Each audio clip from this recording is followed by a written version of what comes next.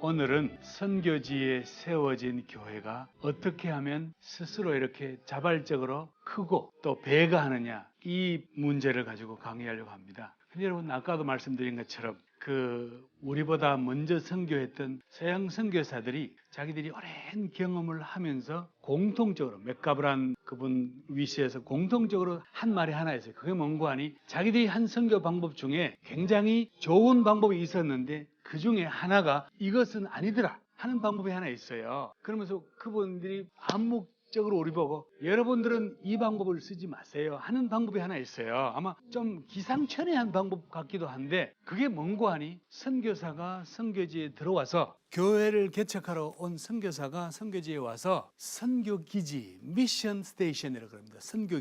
선교기지를 세워놓고 이 선교기지를 중심으로 선교를 벌려나가는 일.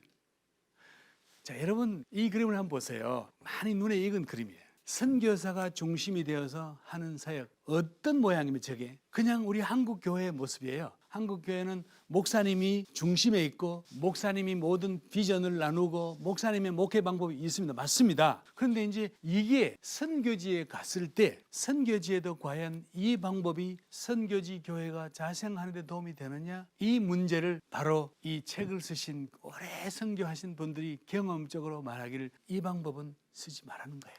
이 방법은 쓰지 말라는 거예요. 교회도 어떻게 보면 한 교회가 여러 교회를 막 개척하는 것 같아요. 이렇게 중간에 센터 어머님 모교회가 있고, 이 모교회를 통해서 막 사방에 이렇게 탁 이렇게 하는데, 그보다도 만약에 이 모교회가 잘못되거나 모교회가 잘못 인도하면 모든 주변 교회가 같이 따라간다는 거예요. 그래서 이런 방법은 선교지의 이 교회가 자발적으로 크는 데 있어서 도움이 되지 못한다, 그 얘기를 하는 것입니다. 그러면 어떻게 하면 선교지 교회가 자생력 있게 만드느냐, 이게 선교의 핵심이에요.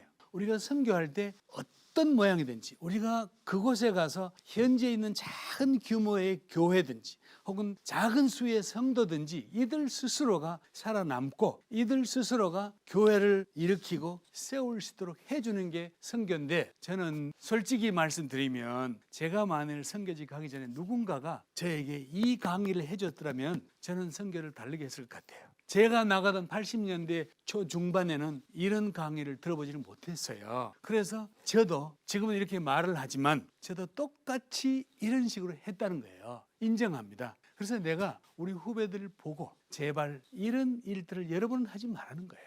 제가 아까 그 말씀드린 것처럼 선교지의 교회는 본국의 교회를 옮겨다 심어놓고 본국의 교회 같은 스타일로 하는 게 아니라 그랬죠. 저는 무슬림 나라에서 사역을 했어요. 근데 그 무슬림 나라의 우여곡절 끝에 교회를 세워야 되겠다 생각이 딱 들었어요. 물론 하나님이 저에게 어떤 사건이 있었지만 다 말할 수 없고, 교회를 세워야 되겠는데, 내가 이 교회를 설립 개척하려고 했더니 가장 먼저 떠오르는 게, 어느 곳에다가 교회를 세울 것이, 이게 딱 생각이 났어요. 어디에다 세워야 되겠냐, 장소가 딱 생각난 거예요. 그래서 이 나라에는 교회를 세우기가 허락이 안 되는데 어디서 하지, 이 생각이 딱 떴어요. 그래서 딱 떠오르는 것이, 내가 옛날 신학교 다닐 때 우리 선배들 중에 어떤 분들이 집에서 개척하다는 생각이 들었어요. 그래서 우리 집에서 해야 되겠다 생각이 들었어요. 좁은 방 2칸짜리, 중간에 방 2칸 있고 중간에 응접실 하나 있는데, 방에서는 안 될 거 아니에요. 우리 가족이 자야 되니까. 응접실에서 교회를 해야 되겠다. 제가 전형적인 한국 생각 가지고 하는 거예요. 그리고 응접실에다가 교회를 하려고 하는 가장 먼저 생각나는 게, 교회는 뭐가 있어야 되지? 십자가. 그래서 동네 목공소 가서 십자가를, 많은 나무를 사가지고 십자가를 갖다 벽에 붙였어요. 갑자기 내 느낌이 달라지는 거예요. 늘 거기서는 우통 벗고 다니다가 십자가를 붙이고 있는 거, 갑자기 앞으로 지나가면 내가 조심해야 되고, 저녁에 기도할 때도 밤에서 방에 아무 데나 했는데 십자가 밑에 가서 내가 이러고 기도하고 있더라고. 그러고는 교회에 필요한 것, 강대상, 한국 그대로 강대상 만들었어요. 헌금통 만들었어요. 성경은 있는 게 됐고, 찬송가 차트를 딱 만들어가지고, 시간도 그 무더운 날에 아침 11시로 딱 정해놓고, 마침내 교회를 시작하는 첫날, 그 감격스러운 막 철야하고 막 금식하고 이렇게 해서 교회를 하는데, 아침에 새벽부터 딱 일나가 목욕 재개하고 이제 예배 시간이 다가오는 거예요. 나는 그 나라에 간 이후로 처음으로 양복을 입었습니다. 그 무더운 날 양복 입고 양말 신고 넥타이 메고 성경책 들어 방 안에 가만히 기다렸다가 11시 3분 딱 되는 거 보고 문 열고 쫙 나와서 딱 봤더니 그 좁은 우리 응접실에 한 40명이 모여 앉았는데 청년들이 내가 탁 나가니까 전부 다 눈이 왜 그랬을까요? 그들이 지금껏 나를 봤던 나는 맨날 반바지에다가 우통 호딱 벗고 있는 그것만 봤거든. 그런데 이 사람이 양복에다가 구두에다가 아주 엄숙하게 저는 알았거든요. 알면서도 탁 나와서 강대상 앞에 착 와서 성경책 탁 놓고 한번 탁 이렇게 훑어보고 여러분 오늘은 역사적인 날입니다. 지금부터 하나님 앞에 예배를 드리겠습니다 하고는 다 같이 묵상합시다 하고 내가 눈을 탁 감은 여러분 이 무슬림 청년들이 묵상을 해본 적이 없잖아요. 예배를 들어본 적이 없으니까 다 멀끔히 날만 쳐다보더라고. 그냥 혼자 아참 하고는 그 다음에는 찬송. 이제 맨 앞자리 가장 쉬운 찬송 좋으신 하나님 그거를 현지 말하고 영어로 해놓은 걸 그거를 갖다가 가르치는데 평생 노래를 해보지 않은 사람들이기 때문에 전혀 따라오지 못하는 거예요. 그럼 그냥 지나가면 될 걸 갖다가 하나님 앞에 드리는 찬송이 틀리면 안 된다는 생각이 들어서 내가 그걸 막 다시 한 20분 동안 막 연습시키느라고 이미 땀이 온몸에 땀이 막 쫙 나서 땀이 다리를 타고 신발에 땀이 들어가는 느낌이 나는 거예요. 그래 막 완전히 나는 그 무더운 날 힘이 다 빠졌어요. 그러고는 도저히 안 되잖아. 안 되는 거. 그래서 그 정도 하고 마치고는 그 다음 강대상에 탁 와서 성경 탁 놓고 하나님 말씀 보겠습니다 하고는 성경 탁 펴놓고는 설교하는데 그냥 막 처음 여러분 하는 얼마나 흥분해서 내가 막 하나님이 살아가십니다 막 그 소리를 막 바락바락 지르면서 했더니 모슬림 청년들이 놀래가지고 가만히 쳐다보는 거예요. 왜냐하면 그들이 모스크에 가면 절대로 그런 설교 안 듣거든요. 모스크에 가면 알라 하고 이런 말밖에 안 듣는데 이 한국 사람에서 막 소리를 지르니까 내용은 생각이 안 나는지 막 전부 다 긴장돼가 쫙 이래가 30분 동안 내가 떠들었지 않습니까? 그러고는 끝나고 나서 헌금합시다. 그래도 다 헌금 통에다 탁 내니까 우리 가족만 헌금, 아무도 헌금 안 했어. 이렇게 하기를 내가 1년 동안을 했어요.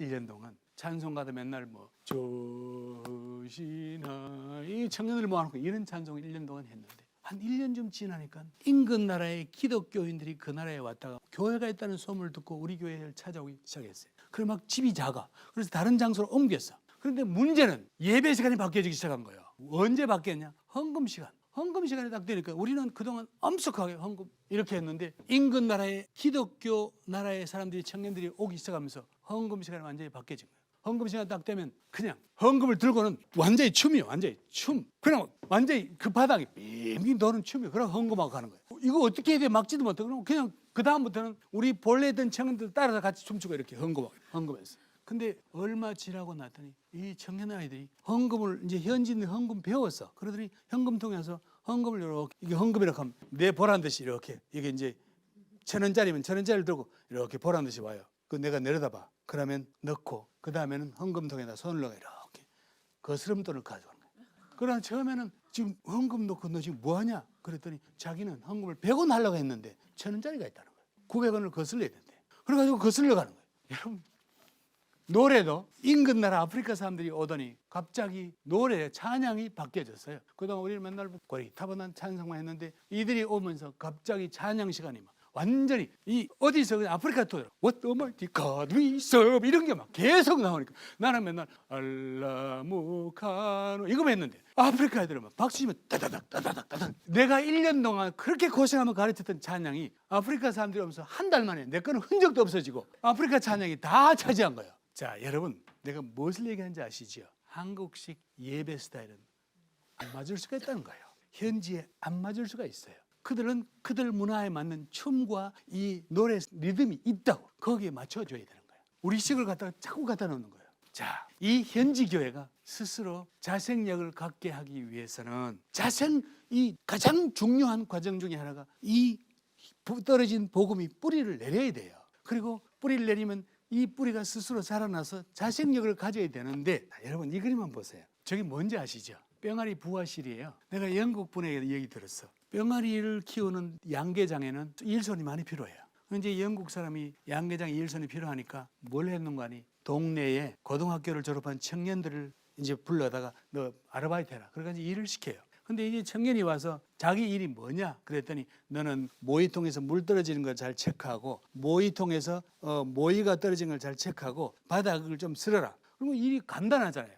그래서 이제 이 청년이 돌면서 이렇게 돌다가 이제 시간이 많으니까 양계장은 어떻게 되는지 구경하러 다니다가 어디를 갔는가 하니 부화실 부화, 계란 부화하는 그 방 앞에 딱 가서 이렇게 들여다봤더니 상자가 막 수십 개가 놓여 있는데 어떤 상자는 뿅아리들이 껍질을 다 깨고 나서 펄떡펄떡 막 빽빽 하고 있고 어떤 상자는 뿅아리들이 목만 나와서 막 이렇게 한 데 있고 어떤 상자는 뿅아리 입만 이렇게 나오고 막 그리고 이제 어떤 상자는 봤더니 뿅아리가 속에서 껍질을 깨려고 이렇게 털썩털썩 하는 걸 보이는 거예요. 그래서 이 청년이 이 속에 뿅아리가 지금 나오려는구나, 계란을 깨고. 그래서 순간적으로 자기가 도와줘야 되겠다는 생각이 들었어. 그래가지고 들고 있던 못을 가지고 이렇게 하는 그 뿅아리 계란을 다 이렇게 깨줬어. 다 깨줬어. 깨줬더니 속에서 뿅아리가 얼마나 고맙든지 땡큐 하고 나왔어요. 그래서 이제 뿅아리가 다 나오니까 얘는 신이 나서 거기 한 통에 있는 뿅아리를 다 깨줬어, 계란을. 그래가지고 오늘은 내 밥값했다. 기분 좋게 갔는데 얼마 후에 봤더니 주인이 이상하게 1기, 2기, 3기 다 건강하게 자라는데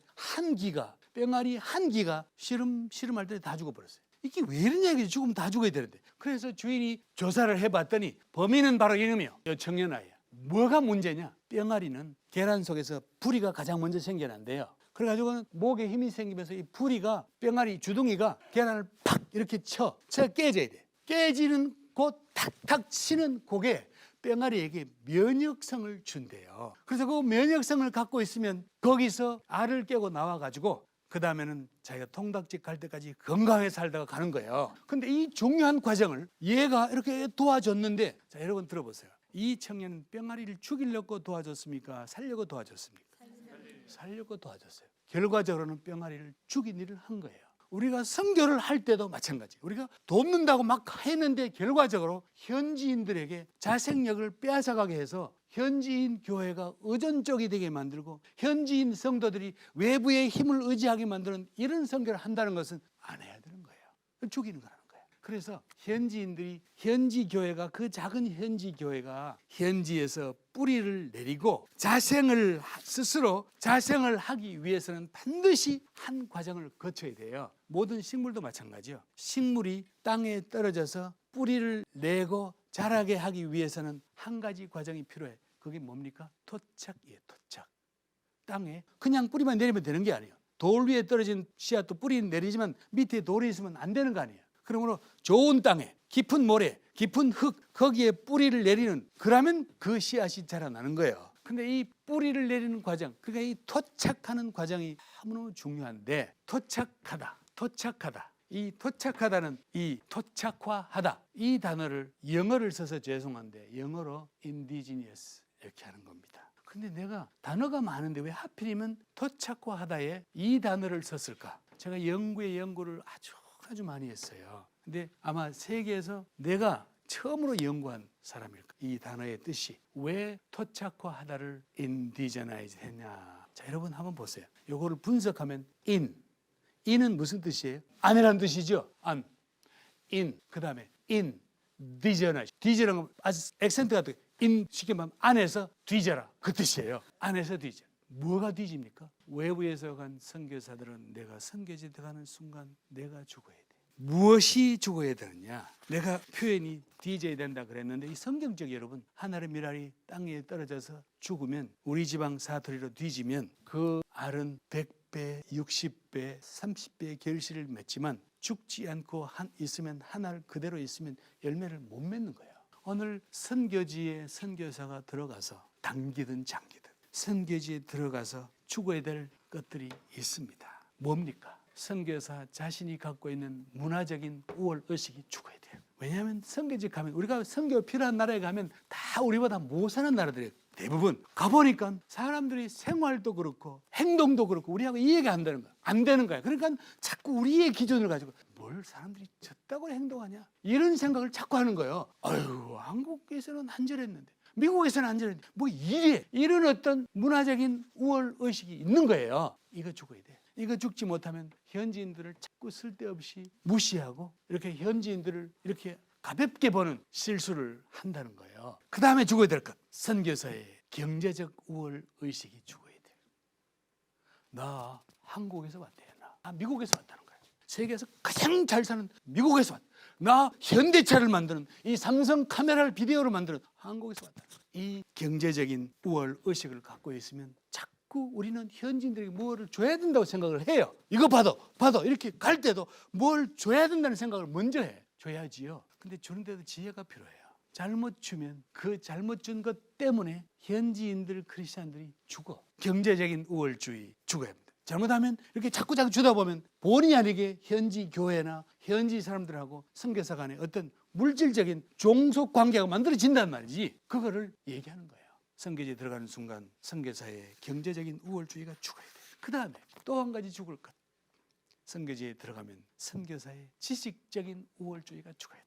제가 봤더니 한국 사람들처럼 선교사들이 학력이 높은 나라는 세계 어디에도 없어요. 제가 알거든. 없어요. 한국 사람들, 한국 선교사들처럼 학력이 빵빵한 사람 없어. 그러다 보니까 선교지 가서 보니까 선교지 이거 아닌 것 같은 거야. 현지인들도 학력이 형편없고 목사라고 있는데도 불구하고 저 목사가 신대원 나왔는지 성경 공부를 제대로 했는지 성에 안 차는 거야. 그러면 이런 어떤 생각을 갖고 있으면 선교사들이 자꾸 현지인들을 가르치고 싶어하는 유혹이 생겨. 그래서 본인들이 자꾸 선생 노릇만 하려고 그러고 나는 거기 섬기러 갔는데 선생 노릇 할 생각을 먼저 하는 거예요. 이것은 현지인들이 처음에는 좋아하지만 시간이 지나가면 쥐가 뭔데 우리나라에서 선생 노릇 이렇게 나오는 거예요. 이거 죽으라는 거예요. 한국식 이런 생각, 선교지 갔을 때 내가 정말로 나를 죽이고 내 거기에 신학교가 있어요. 신학교가 있어. 만약에 신학교가 없으면 세워야 돼. 신학교는 필요해요. 그런데 만일에 선교지에 힘이 없지만 작은 신학교가 있으면 선교사들은 그 신학교에 들어가서 그 신학교를 도와야 돼요. 그래서 거기서 좋은 훈련 나오게 한국 사람들은 가는 데마다 자기가 신학교를 또 세워야 돼. 그런데 신학교 졸업생이 배출되면 현지 교회하고 관계없는 또 다른 교단이 만들어져요. 그러니까 현지 교단이 싫어할 수밖에 없는 거예요. 우리가 있는데 자기들이 먼데 와서 우리 사람들을 데려다가 저렇게 한국식 신학교를 만드냐 이거예요. 지식적 우월주의 때문에 그렇습니다. 마지막으로 죽을 것, 영적 우월주의입니다. 한국은 우리는 세계에서 가장 큰 교회가 있는 나라에서 왔대요. 한국은 기도도 하는 나라, 기도의 people of prayer. 우리는 기도의 민족들이에요. 뭐 사실인지 모르지만 기도하는 나라. 그러니까 가면 현지인들을 일단 영적으로 딱 이렇게 놓고 봤는데 무시해. 너희들 뭘 그거 제대로 알게 그러는데 현지인들 나름대로 신앙했는데 이거 완전히 이거 미신 종교하고 섞은 것 같다 이런 식으로 영적으로 무시하게 되는 경향들이 나온다는 거예요. 이런 영적인 우월주의가 있으면 선교지에 있는 현지인들은 늘 거기 눌려서 스스로 일어날 수가 없게 된다는 거예요. 선교사는 선교지에 가서 제자를 만드는 거예요.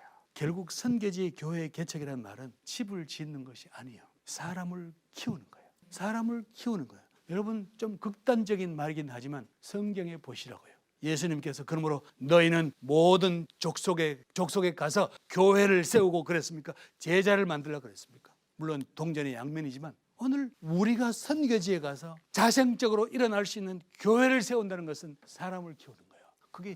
그게 제자화라는 거예요. 오늘 이 제자 양육, 제자를 키우는 선교가 곧 선교지의 교회를 세우는 것이다.